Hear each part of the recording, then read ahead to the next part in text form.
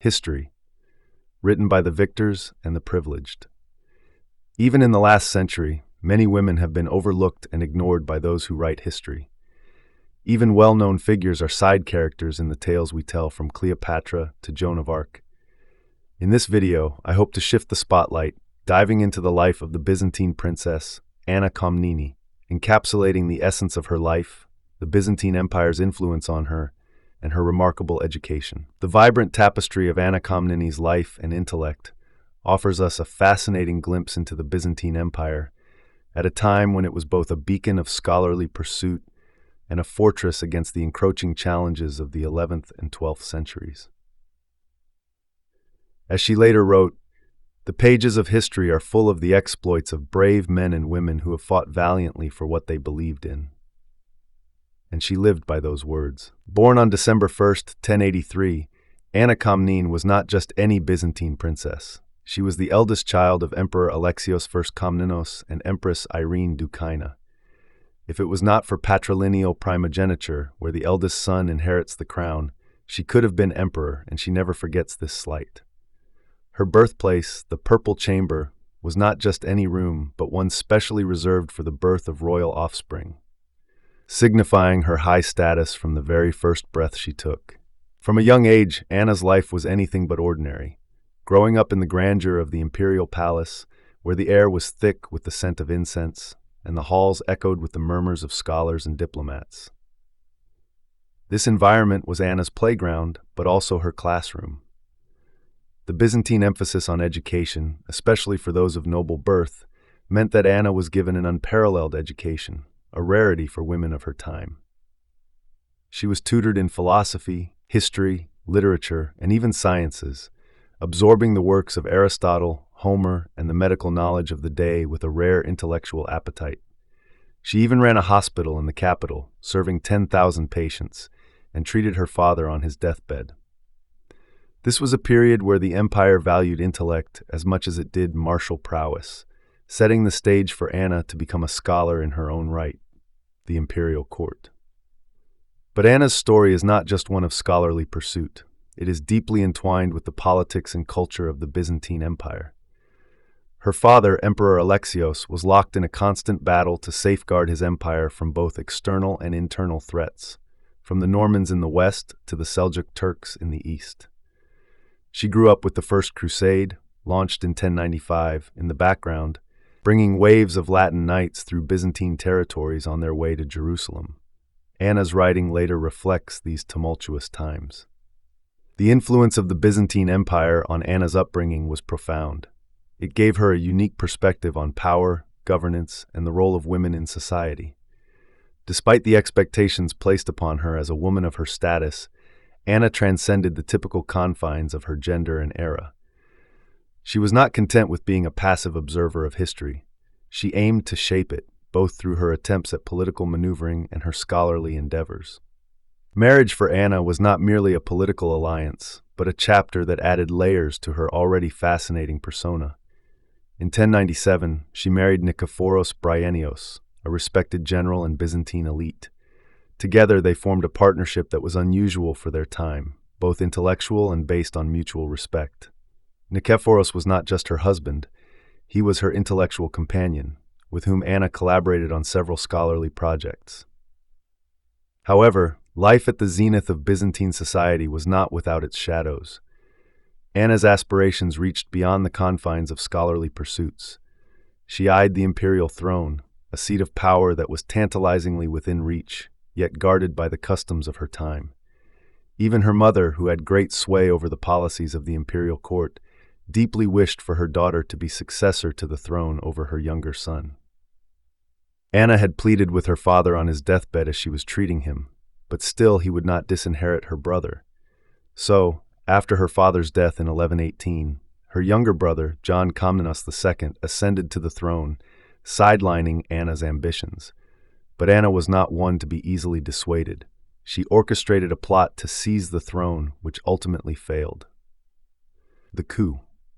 Before getting into the coup itself, I want to take some time to describe the political landscape of the Byzantium throne.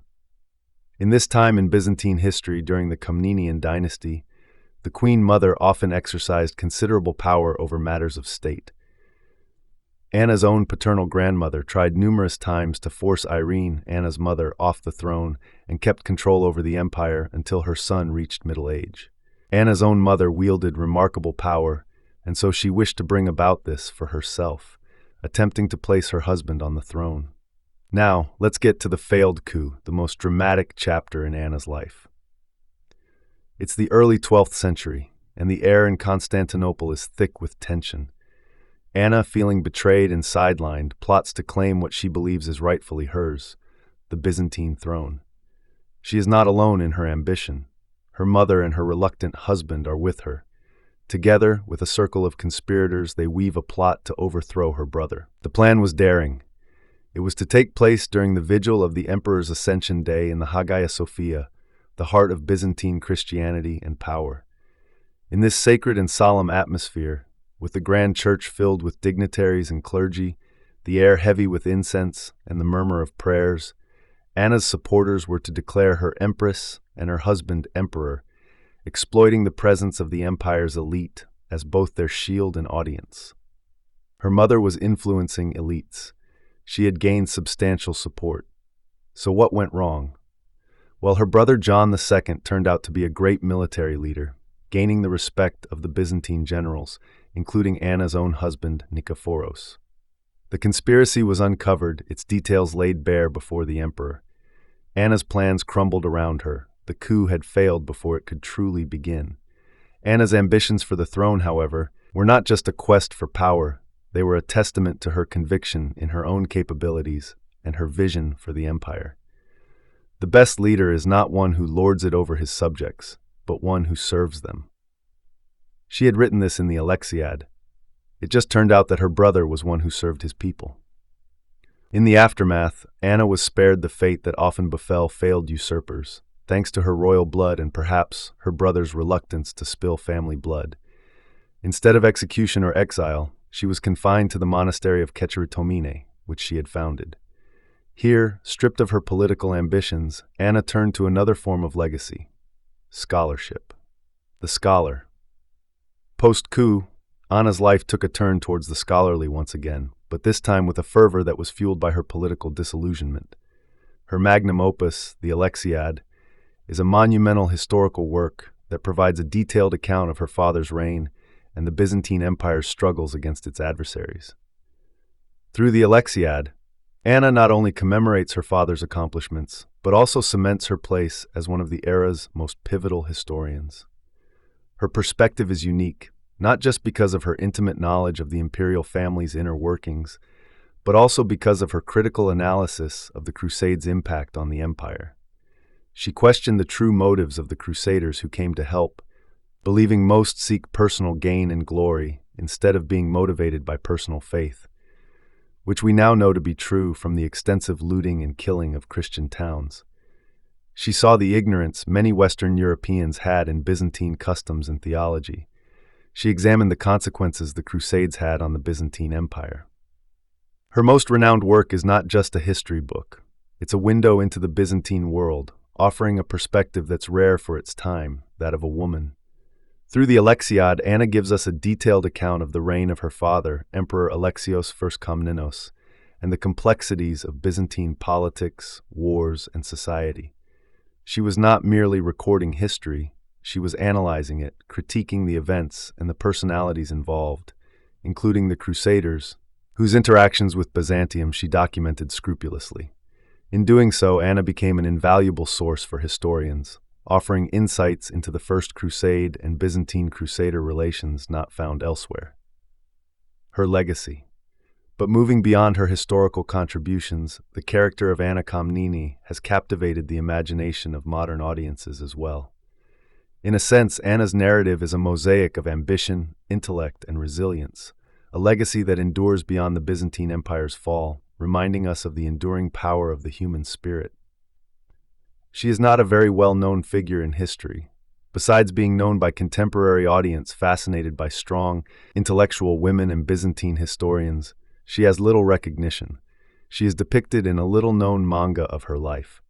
She makes a brief appearance in Crusader Kings II, a strategy game focusing on dynastic politics. Through this, players can encounter a version of Anna in the Byzantine court that emphasizes her role as a historian and her status in Byzantine society, but she is just one of thousands of characters that often go unnoticed by most players. Still, in such depictions, as well as academic discussions and documentaries, Anna Komnene stands out as a beacon of intellect and determination, a woman who carved her path in the annals of history, not with the sword, but with her pen. She challenges the contemporary stereotypes of passive medieval women and remains an inspiration for those who see the value in knowledge and the power of the written word. Through her writings, we are afforded a rare glimpse into the heart of Byzantium, seen through the eyes of a woman who defied expectations to chart her own course in history.